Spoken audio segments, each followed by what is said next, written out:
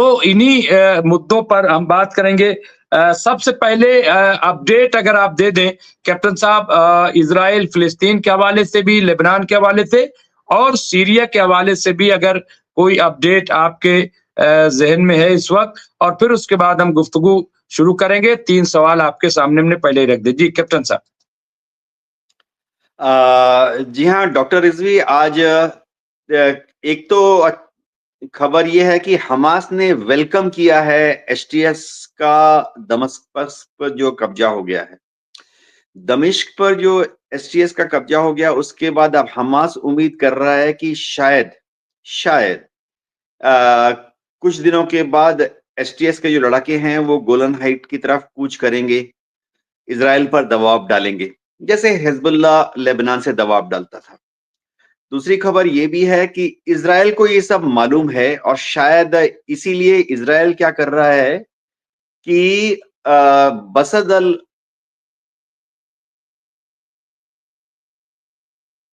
Israel क्या कर रहा है कि सीरिया की जो सरकारी फौजें थी, वो जब भाग खड़े हुए तो उनके जो टैंक, तोप, रॉकेट और मिसाइल्स थे या बारूद रखने के भंडार थे, उस पर इजराइल की एयरफोर्स लगातार कल से आज भी सारा दिन हमले किए हैं।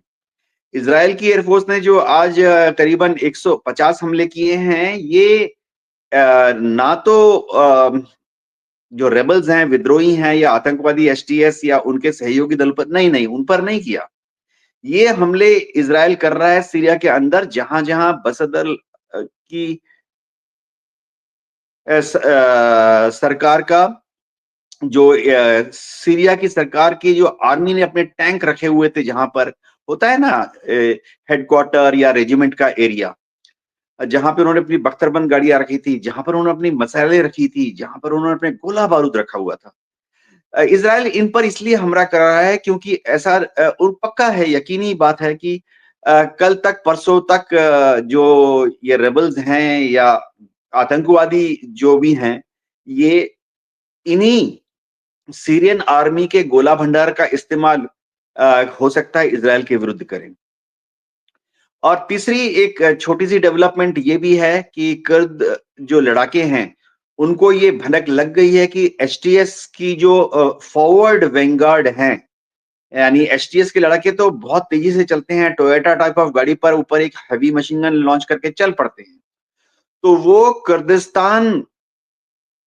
कुर्द लड़ाकों का जो कंट्रोल वाला एरिया है, वहां पर कल दोपहर तक पहुंचने वाले हैं। यानी कल शाम से हम देखेंगे कि एसटीएस के जो लड़ाके हैं प्लस उनके जो सहयोगी गुरिल्ला फाइटर्स हैं, वो कल शाम तक कुर्दिस्तान के जो लड़ाके हैं उनके साथ गुत्थम गुत्था चालू हो जाएगी। जी डॉक्टर रिजवी। और ये आपने ओपनिंग रिमार्क दिया और मैंने भी ये खबर दी थी, और ये खबर मैंने यहाँ पे उसी हवाले से जो आपने कहा था कि किस तरह से वेलकम वहाँ पे, ये मैं बता दूं कि जो खबर आ रही है, और ये ईरान से खबर आई थी, वहाँ जो सैर न्यूज एजेंसी है, कि हमास को शाम की तरफ से फिलिस्तीन की हमायत जारी रहने की उम्मीद। ये खबर कुछ इस तरह से है कि तहरीक हमास ने अपने एक बयान में कहा है कि हम शामी कौम के तमाम ग्रोहों को इत्तेहाद और कौमी यकजहती और माजी के मसाइल को भूल जाने की दावत देते हैं। यानी वो जो अभी पहले जो कुछ हुआ है पूर्व में, वो सब भूल जाए और सब एक हो जाए, और यकजहती यानी एक तरीके से वो आपस में मिल जाएं।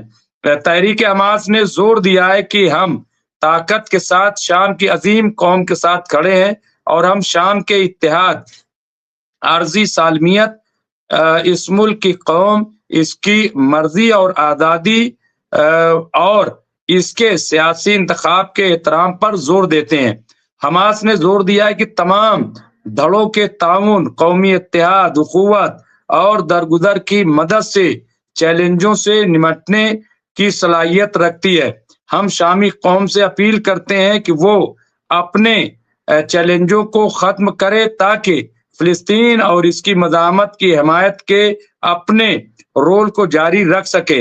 हम शाम की सरहदों पर गासिबों की जारियत की मजम्मत करते हैं और शाम के इलाकों पर इजरायली हुकूमत की तमाकाराना नजर के खिलाफ हैं। तो ये उनकी एक रिपोर्ट मैंने आप खिदमत पेश की, जो आपने कैप्टन साहब ने बताया वो बिल्कुल सही खबर थी कि हमास ने ये उम्मीद जाहिर की है, हमास ने अपील भी की है कि आप सब आ जाएं, और इजराइल जिस तरह से सीरिया के अंदर दाखिल हुआ है और वहां पे परचम लहराया है, तो उसकी कड़े शब्दों में मजम्मत की है, निंदा की है। तो ये हमास जो है उसका रोल है।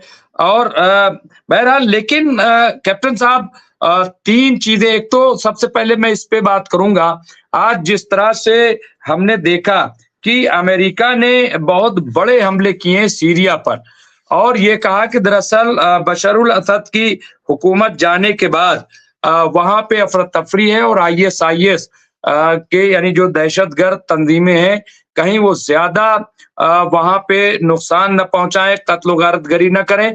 तो इसलिए हमने अवाम को नहीं बल्कि ISIS के ठिकानों पर हमने हमला किया, और ये हमला मामूली नहीं था। 75 ठिकानों पर ये कैप्टन साहब हमला किया गया है। और ये हमला किससे हुआ है? B-52 ये इससे हमला किया गया है, जो इस ट्रोफोर्स क्या है बॉम्बर। इसके अलावा F-15E जो स्ट्राइक ईगल्स है, और इसके अलावा A-10 जो थंडर बोल्ट जेट है। तो इससे जो है ये हमला किया गया है, और वही कि यहाँ पे जो है अशांति न फैले। और इसी तरीके से इजराइल ने भी जो उनके केमिकल भंडारण थे या जो फैक्ट्रीज थी, वहां पे यही कह के हमला किया है कि कहीं ऐसा ना हो कि इनके हाथ ये तमाम चीजें लग जाएं। तो और बफर जोन तक पहुंच गए। सबसे पहले ये कि अमेरिका का ये जो हमला है उसको आप कैसे देखते हैं? क्या ये अमेरिका अपनी जगह वहां बना रहा है, अपने आप को वहां पे अपनी मौजूदगी क्या वहां पे दर्ज कराना चाहता है कि हम यहाँ पे मौजूद हैं, अब पहले के मुकाबले ज्यादा ताकत से हम यहाँ पे हैं, ये दिखाना चाहता है कैप्टन साहब? डॉक्टर इजी, अमेरिका हमेशा से सीरिया में प्रेजेंट रहा, खास तौर से 2011 के बाद से। 2000 अमेरिका पहले भी अलग-अलग बहानों से सीरिया में था। जब बशर अल असद या उनके पिताजी का राज था, बहुत मजबूती से उन्होंने राज किया, अच्छा राज किया मेरे हिसाब से। उस वक्त भी अमेरिका गुपचुप CIA के एजेंट्स को वहां भेजता था। जरूरी नहीं है कि वो सफेद चमड़ी वाला CIA एजेंट। ये CIA एजेंट कौन होते थे? मैं 1980 1990 की बात कर रहा हूं। ये CIA एजेंट ऐसे इराक के ही नागरिक, सीरिया के ही नागरिक होते थे जिनको कि अमेरिकन सिटीजन बनाने का लोभ देकर उन्हें CIA में ट्रेन किया जाता था, और काफी डॉलर्स में पेमेंट होती थी, और इन्हीं सीरियन नागरिक को वापस CIA जो है वो सीरिया के अलग अलग शहरों में उनके जो ट्राइब्स हैं, उनके जो कुनबे हैं, उनके रिश्तेदारों में घुसा देते थे वापस, कि हाँ भाई बच्चा जो है वो अमेरिका पढ़ने गया था, अमेरिका से वापस आ गया। हाँ भाई फलाने फलाने का हस्बैंड जो था वो अमेरिका गया था काम करने के लिए, 3 साल काम करने के बाद लाखों डॉलर कमा के वापस आ गया सीरिया में।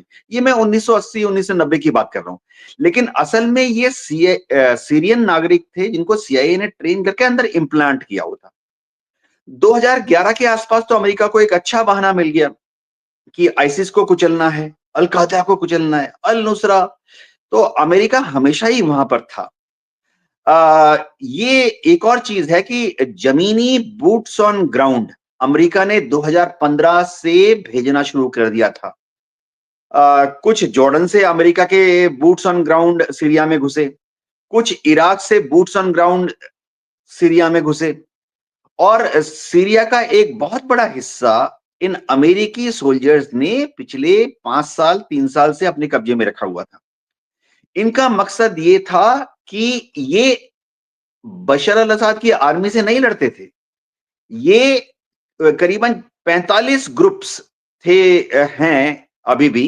ये उनमें से जो अमेरिका को हेल्प करने वाले ग्रुप थे, इन 45 ग्रुप्स में से करीबन 8 या 11 ग्रुप्स ऐसे थे जो कि अमेरिका को या तुर्की को हेल्प करने वाले थे। ये अमेरिकन ट्रुप्स जो थे आज भी 900 हैं, ये उनको मदद करते हैं। देखिए जैसे हम बोलते हैं ना कि बैड टेररिस्ट गुड टेररिस्ट, तो अमेरिका ने क्या किया, ये 45 जो टेररिस्ट ग्रुप हैं इनमें से उन्होंने एक लिस्ट बना ली अमेरिका ने। ये आज से 10 साल 15 साल पहले की बात है। इसमें इनमें से ये 4 टेररिस्ट ग्रुप तो ऐसे हैं जो कि ईरान के ऊपर हमला करना चाहते हैं। अमेरिका ने उनको स्पॉन्सर कर दिया।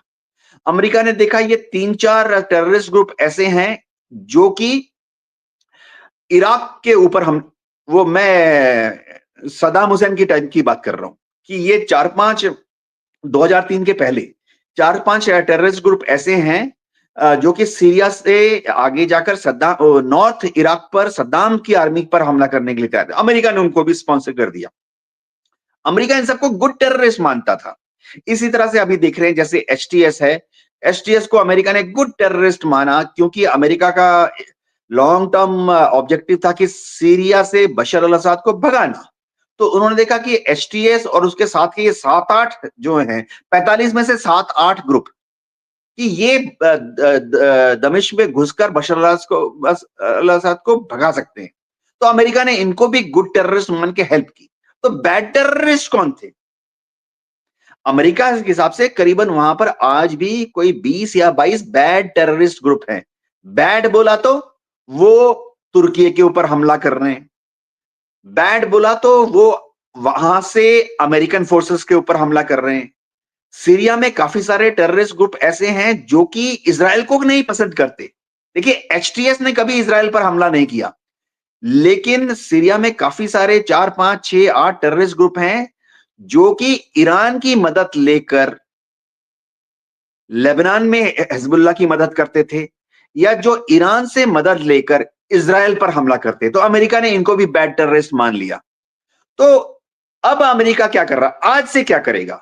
अमेरिका ने आज से ये करना है कि दमस्कस पे उसने ऐसे आतंकवादियों को, टेररिस्ट को या रेबल्स को बिठा देना है जो कि दमस्कस के ऊपर अपना कंट्रोल करके राज करें। जितना भी थोड़ा बहुत अभी भी उनके देखिए सीरिया का मुश्किल से 1/3 हिस्सा एचटीएस के कंट्रोल में है। अभी भी 2/3 सीरिया का हिस्सा एचटीएस के कंट्रोल में नहीं है। लेकिन अमेरिका ये कोशिश कर रहा है कि ये दमिश्क में बैठ जाएं, अपना एडमिनिस्ट्रेशन संभाल लें और उसके बाद अमेरिका ने इनको रिझाना है। किस बात के लिए अमेरिका ने रिझाना है? एक, इजराइल पर हमला मत करना। 2, अमेरिका का स्ट्रेटेजिक ऑब्जेक्टिव है कि अब इन टेररिस्ट की मदद से दक्षिण लेबनान में जो हिजबुल्लाह है उसको अलग थलग करके नष्ट करना है। आप थोड़े दिनों का और 3 महीने का इंतजार कर लीजिए, फरवरी तक खबरें आ जाएंगी कि अमेरिका की मदद से एचटीएस के जो लड़ाके हैं वो लेबनान में घुस गए और हिजबुल्लाह को खत्म कर रहे हैं। मत भूलिए कि हिजबुल्लाह के ज्यादातर लड़ाके, देखिए मैं शिया सुन्नी की बात नहीं कर रहा, लेकिन हिजबुल्लाह के ज्यादातर लड़ाके जो हैं, जो साउथ लेबनान में हैं, वो शिया हैं और ये एचटीएस जो है ये सुन्नी है। ये भी समझना पड़ेगा कि लेबनान में सुन्नी बड़ी तादाद में रहते हैं, लेकिन वो खुलकर या छुप छुप कर हिजबुल्लाह को मदद नहीं कर रहे। ये समझनी पड़ेगी। तो लेबनान में कौन है जो कि हिजबुल्लाह की मदद कर रहा है? ये लेबनान में रहने वाले सुन्नी नहीं, लेबनान में रहने वाले शिया जो कि ज्यादातर हिजबुल्लाह को मदद कर रहे हैं, हिजबुल्लाह का काडर है। तो अमेरिका ने अब एचटीएस और जो इनके सपोर्टर ग्रुप हैं, good terrorist groups, good rebels, इनका इस्तेमाल करना है कि इजराइल के विरुद्ध मत लड़ाई करो, लेबनान में हिजबुल्लाह को घेरो। हिजबुल्लाह घिर चुका है क्योंकि जो ईरान से रूट था ना कि ईरान से हथियार सीरिया में आते थे, फिर सीरिया से वो चले जाते थे लेबनान में हिजबुल्लाह के पास, वो रूट अब टोटली ब्लॉक हो गया है। तीसरी चीज, कुर्दिस्तान के जो लोग हैं वो पिछले 100 साल से अपना नक्शा छाप रहे हैं, 50 साल से अपना नक्शा छाप रहे हैं। आज से 30 साल से कुर्दिस्तान के लोग अपना नक्शा छाप रहे हैं, जिसमें कुर्दिस्तान कैसे बनेगा? जब से ऑटोमन अंपायर टूटा है, फर्स्ट वर्ल्ड कि कुर्दिस्तान बनेगा, थोड़ा सा हिस्सा तुर्की से, एनातोलिया का हिस्सा ले लेंगे, थोड़ा सा हिस्सा ले लेंगे ईरान से, थोड़ा सा हिस्सा ले लेंगे इराक का उत्तरी भाग, थोड़ा सा हिस्सा ले लेंगे सीरिया से। तो इन सबको मिलाकर कुर्दिस्तान बनेगा।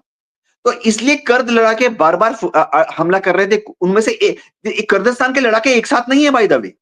कर्द जो लड़ाके हैं उनमें कम से कम 7 ग्रुप हैं। एक ग्रुप ऐसा है जो कि तुर्की के ऊपर हमला करने के लिए राजी नहीं होता, कर्द लड़ाके, लेकिन वो ईरान के ऊपर हमला करने के लिए तैयार हो जाते हैं। कुछ ग्रुप ऐसे हैं जो कि ईरान के ऊपर, कुर्दिस्तान के लड़ाके हमला करने के लिए तैयार नहीं होते, लेकिन वो तुर्की के एनातोलिया पर हमला करने के लिए तैयार हो जाते हैं।